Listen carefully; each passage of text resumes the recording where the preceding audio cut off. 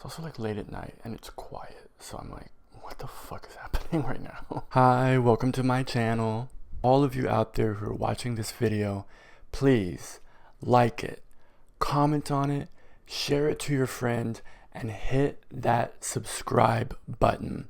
I really want to be able to turn this work that I do, where I synthesize all the ideas that I've read and all the thinking that I've done and all the writing that I've done, and put it into video format. I really want this to become my full-time job. I wanted to make this video today explaining why trauma is karma.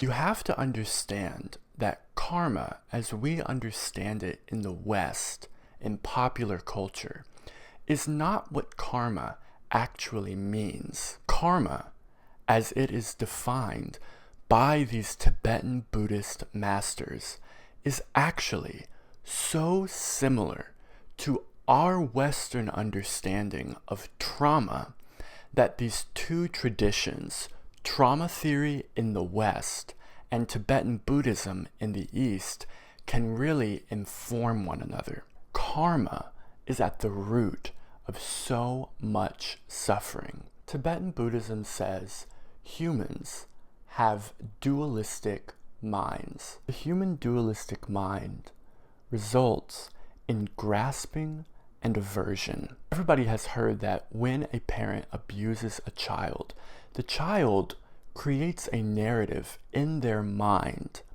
in order to survive the abuse. This is what it means to have a dualistic mind. Humans will interpret the world around them through narrative, and the narrative that we create in our heads excludes all other possibilities. We lose the open expansion of true consciousness that is at the bottom of all human experience. When the child is abused by the parent, it creates within them certain ideas, narratives, beliefs that lead them to prefer some things in life and avoid other things in life. Every human will have a different reaction to something happening to them that causes them to create a narrative that then results in preferences and or aversions. This is a very natural thing for humans to do.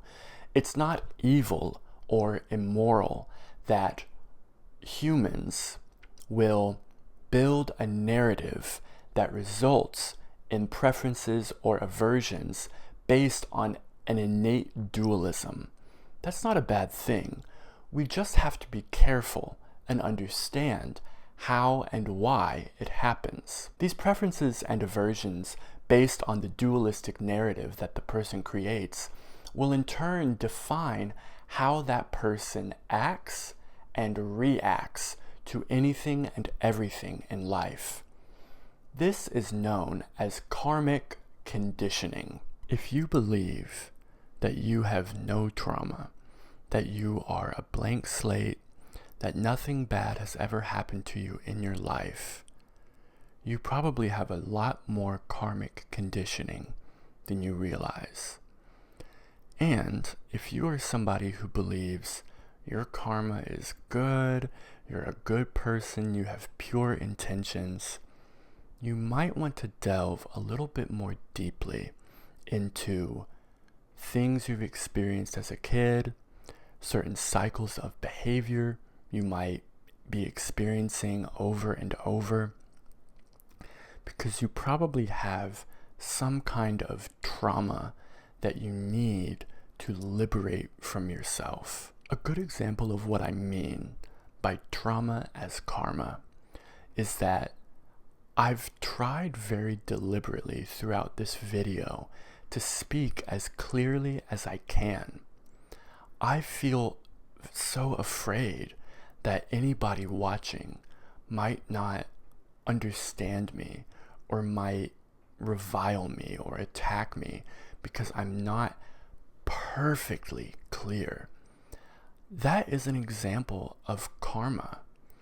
I experienced things as a kid where no matter what I said or how well I said it, my emotions still would not be validated or respected by my caregivers. That is an example of trauma.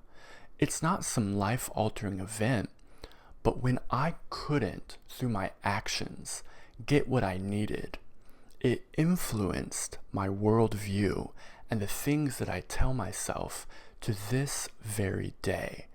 Andrew, you have to be perfect. If you don't speak well enough, people will hate you. People will always look down on you. People don't want anything from you. That is how deep the narrative can go. And that is why we have to understand trauma is karma. If you've made it to this point in the video, thank you so much. If you like what I'm putting out into the world, please like the video, comment something you found interesting, something you want to see in the future, share the video with a friend, put it on your story, and please hit that subscribe button. This has been Why Trauma is Karma, and I'll always love you. See you next week.